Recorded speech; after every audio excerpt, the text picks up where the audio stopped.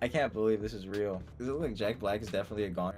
You know what this reminds me of? Cocaine Bear. I haven't even seen Cocaine Bear, but I just know that it just, you know, is in the same vein of kind of like a creature, animal, monster comedy. It just seems like they had fun with it. You know what I mean? Like Cocaine Bear was actually, it got pretty well reviews as far as I know. So who knows? It could honestly be a pleasant surprise. The thing about this is like the cast is a lot more lovable in my opinion when it comes to, you know, this team up of Paul Rudd and Jack Black. I wonder whose idea this was. Like, was this a studio trying to retain the rights, or so they just had to like create something, and that's why it's so meta? You know what I mean? They didn't necessarily reference the original movie or anything like that. Movie ever since we were kids.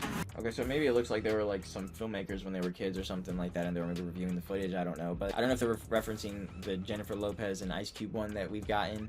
But yeah, this looks pretty fun. Either way, I don't mind going to the theaters to see this. It's probably gonna be like, you know, an hour and 30 minutes, but it's still probably gonna be a lot of fun. And who knows, it might actually be like a cult classic or something, if those still can even be like created and made to this day. What I think is interesting is movies like Cocaine Bear maybe have the potential to be that maybe later on down the road, you know, kind of like Cujo and Anaconda was. There's even one with an alligator, Jaws even. I mean, Jaws is literally one of the biggest, you know, and that was like a horror film at the time. But we're talking about way different time period and stuff too, so I don't know how these films are necessarily like how they're gonna age, you know, in today's market of film and stuff like that, but we'll see.